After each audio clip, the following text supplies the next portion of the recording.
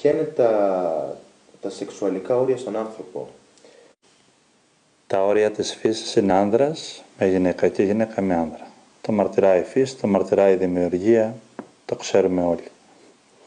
Τώρα αν ένας άνδρας πρέπει να πάει με πολλές γυναίκες, στην εποχή μας είτε πούμε εμείς να μην πάνε, είτε δεν πούμε, ήδη συμβαίνει. Αν πούμε σε μια γυναίκα να μην πάει, πηγαίνει.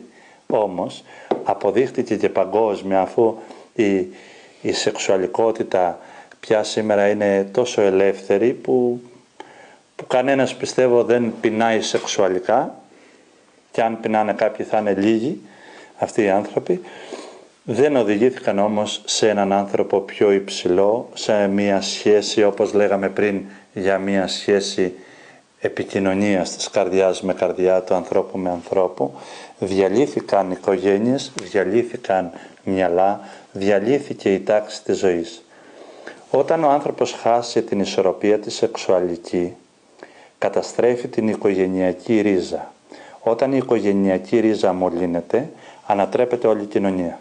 Αν θες να καταστρέψεις μία κοινωνία, πρέπει να μολύνεις την ρίζα της οικογένειας. Αν θες να υψώσεις μία κοινωνία, να την πας πολύ ψηλά, πρέπει όχι να οδηγήσεις, ούτε να τιμήσεις. Πραγματικά να υπάρξεις υπερέτης της οικογενειακής ρίζας, της οικογενειακής αιστείας. Να σηκώσεις την οικογένεια ψηλά. Τότε θα δεις και μία ανθρώπινη κοινωνία που θα πετύχει σε όλους τους τομείς της ζωής. Τα όρια, ποια είναι τα όρια, τα σωστά, τα σεξουαλικά, τα αναφέρω στο βιβλίο. Ξεκινάω και λέω ποια είναι τα φυσικά όρια του ανθρώπου. Και είναι η απλή σεξουαλική επαφή χωρίς να έχει τίποτε άλλο. Μπορεί να έχει μια περιέργεια, μπορεί να έχει μια ευχαρίστηση απλή, και τα καταγράφω βήμα προς βήμα. Την απλή σεξουαλική επαφή, αυτό που λένε οι άνθρωποι στην εποχή μας σεξ. Πάω και κάνω, λέει, σεξ, σεξουαλική επαφή. Είναι σαν μια συνάντηση που συναντάς ένα απλόφιλο στο καφενείο. Δεν περιέχει μέσα της κανένα βαθύτερο αίσθημα, τίποτε υψηλότερο. Είναι μια απλή φυσική ανάγκη. Αυτή και να συμβεί δεν οδηγεί τον άνθρωπο στην εξέλιξη. Αυτό είναι το κατώτερο όριο. Το ότι μπορείς να κάνεις σεξουαλική επαφή, ένας άνδρας με μια γυναίκα και μια γυναίκα με έναν άνδρα, χωρίς να δώσει ο ένας τίποτα στον άλλον.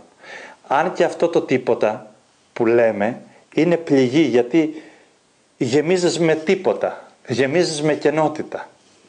Αλλά υπάρχει το ότι στο χειρότερο έστω δεν έγινε και μεγάλο κακό. Έστω στην εποχή μας επιτρέπεται αυτό, είτε εγώ το απαγορεύσω είτε όχι.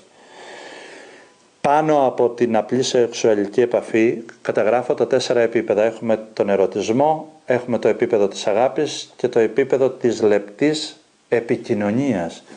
Το λεπτό πλησίασμα, όπως το αναφέρω, την ανώτερη μορφή ερωτικού πλησιάσματος. Και θα στο ξεκαθαρίσω. Όποιος μελετήσει το βιβλίο και εσύ το έχεις μελετήσει, θα φωτιστεί. Εκεί πρέπει να ρίξεις το βάρος στο θέμα που λέω, τις ζώνες της αγάπης από την φυσική. Η παρεκτροπή ποια είναι? Η παρεκτροπή είναι όταν έρχεσαι με οποιονδήποτε ερωτικό σύντροφο, σαν άντρας ή σαν γυναίκα, και δεν έχεις τίποτα για αυτόν μέσα σου. Παρεκτροπή είναι ότι τον πλησιάζεις χωρίς αγάπη. Παρεκτροπή είναι ότι τον πλησιάζεις χωρίς να τον νιώθεις. Παρεκτροπή ότι τον πλησιάζεις σαν να πλησιάζεις ένα σιδερένιο αντικείμενο. Σαν να πλησιάζεις ένα σιχαμερό πράγμα. Σαν να πλησιάζεις ένα άψυχο πλάσμα. Παρεκτροπή είναι ερωτική κάθε στιγμή που βρίσκεσαι στον ερωτά σου και μπορεί να είσαι με τη γυναίκα σου και πας κατά συνήθεια. Πας κατά βλακεία. Πας μόνο με μία ανάγκη να ικανοποιήσεις τη σάρκα σου. Και τίποτα πιο πέρα. Και αυτό παρεκτροπή είναι. Ό,τι δεν έχει επικοινωνία και κοινωνία της αγάπης είναι παρεκτροπή του ερωτισμού. Απλά ο φυσικός ερωτισμός που είναι το κατώτερο, το να έρθεις σε μια επαφή και όντως να μην έχεις τίποτα, άγνωστος με άγνωστο να το πούμε έτσι, σώμα με σώμα μόνο, που και εκεί κάτι θα αφήσεις, κάτι θα πάρεις, είτε θετικό είτε αρνητικό, δεν σε υποβιβάζεις σε άλλες ισχυρές ντροπές. Δηλαδή, αν πάει άντρας με άντρα, εμόλυνε την ύπαρξή του, δεν θα υπάρξει ποτέ σαν άντρας. Ποτέ. Πίσω γύρισμα δεν υπάρχει. Αν πάνε ζευγάρια μαζί, θα συμβεί αυτό που είπε η αγαπημένη μου φίλη. Ο άντρας θα λερώσει τη γυναίκα και η γυναίκα θα λερώσει την αντρική εικόνα. Και μέσα του και μέσα στο σύντροφό του. Εάν πάμε όμως και σε πιο βαθιά και τραγικές περιπτώσεις όπου έχουμε και ομάδες ανθρώπων, έχουν συμβεί στην ανθρώπινη κοινωνία, μας το μαρτυράει η ίδια η φύση, το ίδιο το σώμα του ανθρώπου θα γεννήσει επάνω του τρομερές αρρώστιες. Θα γεννήσει γεννήσεις πολύ άσχημες.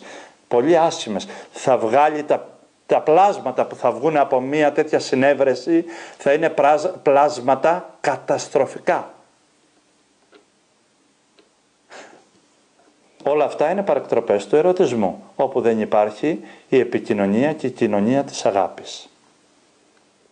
Για να είμαι όμως υψηλός και δίκαιος με εσάς, θα σας πω ότι υπάρχουν μερικές λεπτές ισορροπίες που τις επιτρέπει ο Θεός.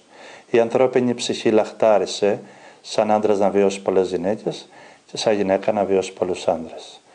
Και ο Θεός δεν είπε κάντε το, αλλά μέσα από την ελεύθερη θέλησή τους οι άνθρωποι το έπραξαν. Ας δουν οι άνθρωποι ότι η πηγή του ερωτισμού σήμερα είναι η δεύτερη πηγή θλίψης επάνω στην ανθρώπινη κοινωνία μας.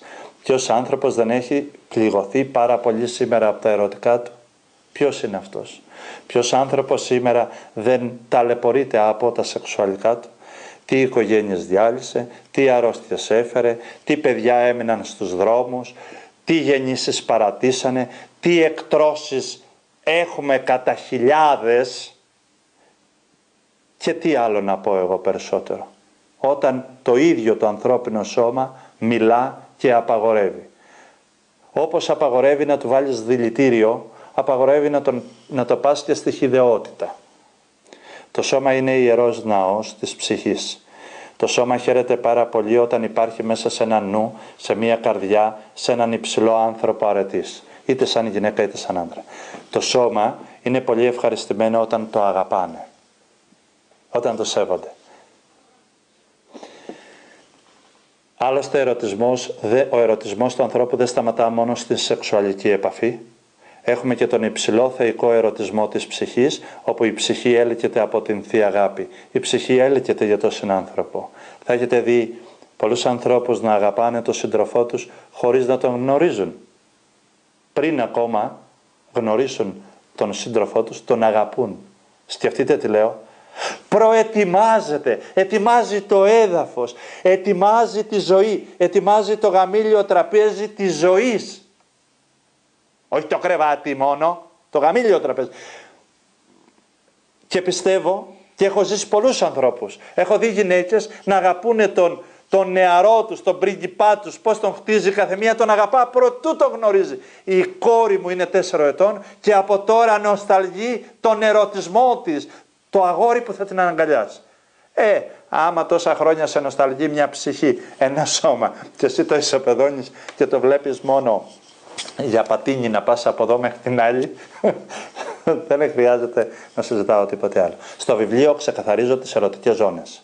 Η παρεκτροπή είναι ότι ξεφεύγει έξω από την αγάπη, έξω από την κοινωνία.